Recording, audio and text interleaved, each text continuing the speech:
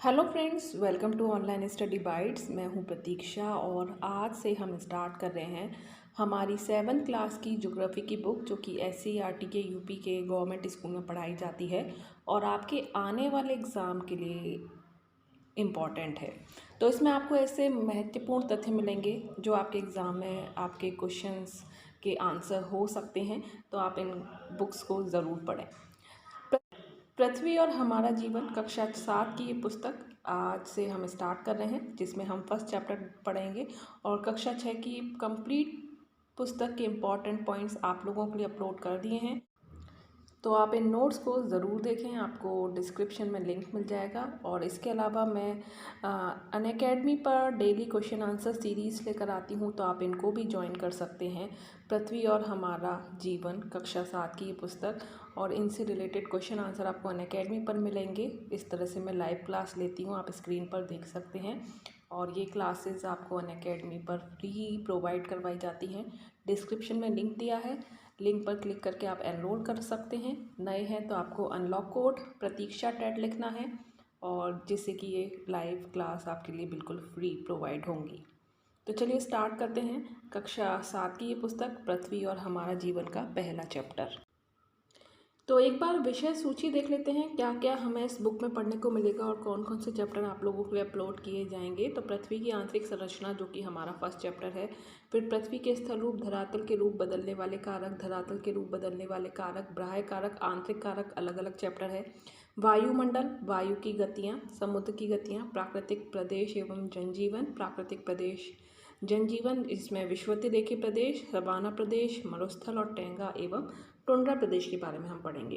पृथ्वी और हमारा जीवन कक्षा 7 का जो पहला चैप्टर है वो है पृथ्वी की आंतरिक संरचना, जिसके बारे में आज हम इम्पॉर्टेंट पॉइंट्स देखने वाले हैं। और वीडियो को लाइक करना बिल्कुल भी ना भूलें। तो लगभग 5000 वर्ष पहले हमारे सौरमंडल की उत्पत्ति हुई है। हमारी पृथ्वी भी सौरमंडल के 8 ग्रहों में से एक है। उत्पत्ति के समय पृथ्वी गर्म गैसों और धूल के कणों से बनी आग के दहकते हुए गोले के समान थी, और करोड़ों वर्ष बाद पृथ्वी का वायुमंडल बना। घनघोर वर्षा के फलस्वरूप धीरे धीरे पृथ्वी की ऊपरी परत ठंडी हुई, परंतु पृथ्वी आज भी अंदर से गर्म है। तो पृथ्वी की आंतरिक संरचना से रिलेटेड आपको क्वेश्चन एग्जाम में देखने को ज़रूर मिलते हैं। हमारी पृथ्वी की जो आंतरिक संरचना की तुलना है प्याज से की जाती है। पृथ्वी में भी प्याज की तरह कई परतें हैं जो भिन्न भिन्न मोटाई की हैं। तो यहाँ आप देखेंगे जो पृथ्वी की आंतरिक संरचना है, ये जो है भिन्न भिन्न परतों में हमारी पृथ्वी बटी है। जो ये बीच का भाग है इसे आंतरिक कोर कहा जाता है। फिर उसके बाद बाह्य कोर कहा जाता है, फिर निचला मेंटल, ऊपरी मेंटल और लास्ट में है भूपर्पटी। इस तरह से हमारा ये बटा हुआ है। कितने किलोमीटर तक हमारी आंतरिक कोर है, कब बाह्य कोर है, फिर निचला मेंटल, फिर ऊपरी मेंटल और भूपर्पटी।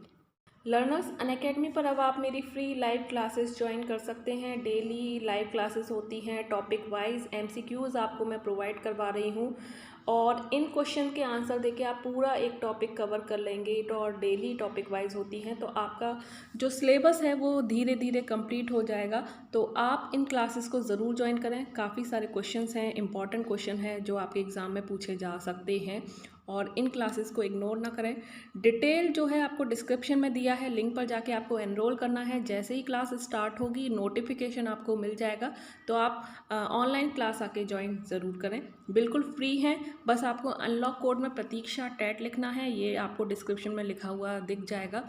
तो इसको लिखने के बाद आपकी ये क्लास बिल्कुल फ्री हो जाएगी। तो आपको कोई भी चार्ज नहीं देना है। आप अनअकैडमी पर इनको ज्वाइन करके अपने एग्ज़ाम की और अच्छे से तैयारी कर सकते हो। AIMCTET 2021 का कंप्लीट बैच कोर्स अनअकैडमी पर 28 तारीख से स्टार्ट हो रहा है। आप इसको भी ज्वाइन कर सकते हो। ये आपको अनअकैडमी प्लस पर मिलेगा। इसके लिए आपको सब्सक्रिप्शन लेना पड़ेगा, ठीक है। आप एक सब्सक्रिप्शन में जितने भी बैचेस स्टार्ट हुए हैं उनको पढ़ सकते हो, उनका फ़ायदा उठा सकते हो, और इसका लिंक भी आपको डिस्क्रिप्शन में मिल जाएगा। इसके साथ साथ आपको बता दूं, अगर आप प्लस सब्सक्रिप्शन ले रहे हैं तो 25% का तो डिस्काउंट मिल ही रहा है अनअकैडमी पर। साथ ही 10% का डिस्काउंट और मिलेगा अगर आप मेरा रेफरल कोड जो कि प्रतीक्षा टेट है इसे यूज़ करते हैं तो प्रतीक्षा टेट लिखने से आपकी जो सब्सक्रिप्शन है उसमें 10% का डिस्काउंट मिलेगा और जितनी भी फ्री क्लासेस हैं वो अनलॉक हो जाएंगी। तो टीचर एलिजिबिलिटी टेस्ट सब्सक्रिप्शन का चार्जेस आप स्क्रीन पर देख सकते हैं। इस समय काफ़ी ऑफ़र चल रहा है, ऑफ़र का फ़ायदा उठा सकते हैं और 10% डिस्काउंट पाने के लिए डिस्काउंट पाने के लिए आप प्रतीक्षा टेट रेफरल कोड में यूज़ करना ना भूलें। Thank you. तो सबसे पहले हम भूपर्पटी के बारे में पढ़ेंगे क्योंकि ये सबसे ऊपर का पार्ट है। पृथ्वी की सबसे ऊपरी परत को भूपर्पटी कहते हैं। यह पृथ्वी की सबसे पतली ठोस परत है। भूपर्पटी की मोटाई विभिन्न स्थानों पर भिन्न है। समुद्र की तलहटी का निर्माण करने वाली भूपर्पटी प्रायः 4 से 7 किलोमीटर मोटी होती है, जबकि महाद्वीपों की भूपर्पटी औसत रूप से 35 किलोमीटर तक मोटी होती है। कुछ पर्वतों के नीचे तो इसकी मोटाई 70 किलोमीटर तक भी है। चट्टानें और मिट्टियाँ इस भूपर्पटी की सबसे ऊपरी परत का निर्माण करती हैं। इस भूपर्पटी में अक्सर क्वेश्चन पूछा जाता है कौन से तत्व पाए जाते हैं, तो सिलिका और एल्यूमिनियम तो सी और एल ये इनका रासायनिक सूत्र होता है। सिलिका का SI, एल्यूमिनियम का Al, तो इनको मिलाकर क्या बन जाता है, Cl बन जाता है। तो अक्सर एग्ज़ाम में पूछा जाता है भूपर्पटी में कौन से तत्व मिलते हैं, किन पदार्थों की अधिकता मिलती है।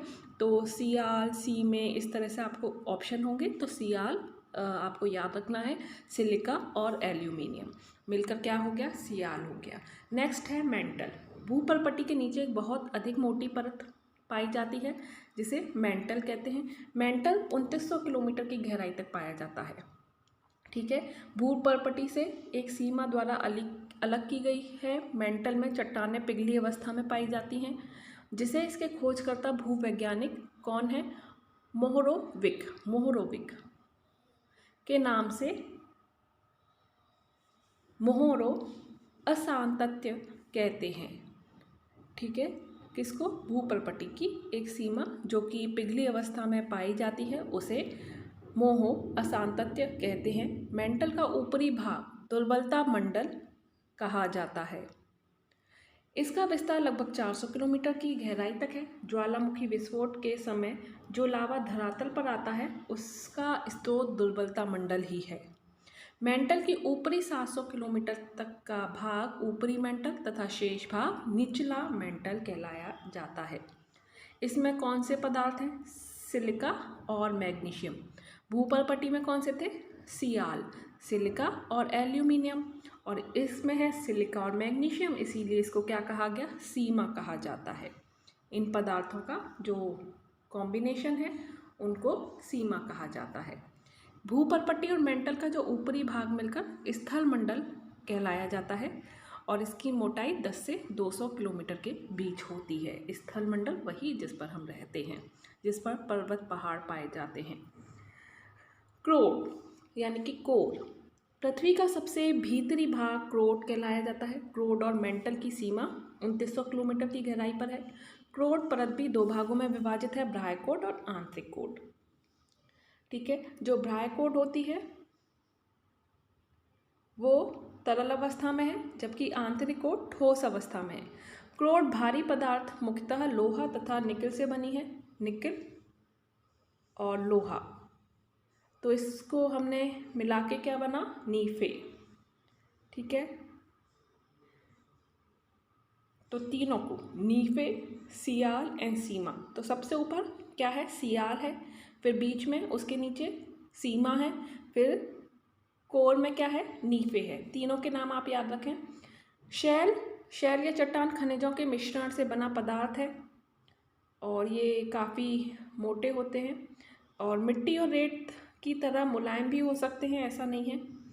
ठीक है, ये होते हैं शैल। ये सभी शैल चट्टानों के अलग अलग प्रकार के होते हैं।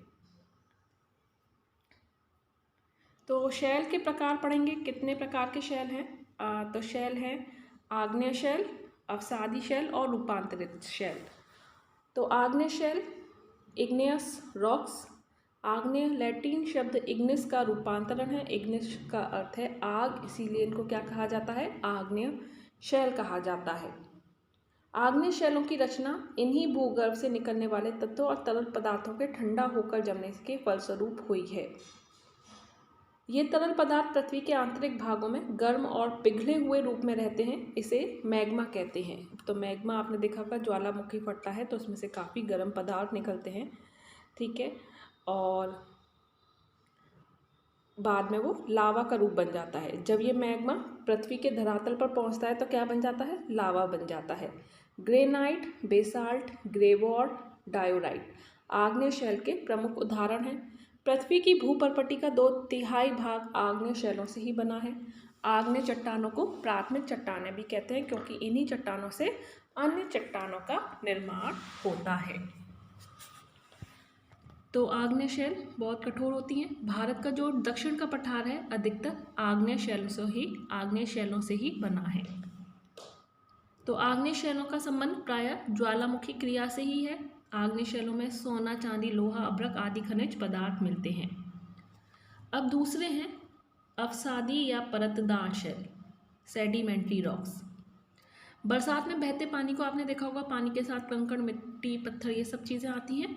ऐसे ही जब पानी बहना बंद हो जाता है तो आप देखोगे नालियों, सड़कों के किनारे, गड्ढों में कंकड़, मिट्टी, घास आदि जमीन पे जमे हुए दिखते हैं। इसी प्रकार परतदार शैलों का जो निर्माण है अवसादों या मलबा जमा होने के कारण होता है। शैलों के छोटे छोटे कणों को पवन, बहता पानी या जो हिमानियाँ हैं अपने साथ उठाकर बहाकर ले आते हैं और उन्हें समुद्र के तल या भूभाग पर परत में जमा करते रहते हैं। तो एक परत के ऊपर फिर दूसरा, परत दर परत, ये धीरे धीरे जमा होके एक शैल का निर्माण कर देते हैं। इन्हीं जमी परतों की मोटाई हजारों मीटर हो जाती है और आप देखोगे कई सारी परतें हैं। धरातल के 3/4 भाग में परतदार शैल पाई जाती हैं। लोयस का जमाव वायु निर्मित परतदार चट्टान का सबसे प्रमुख उदाहरण है।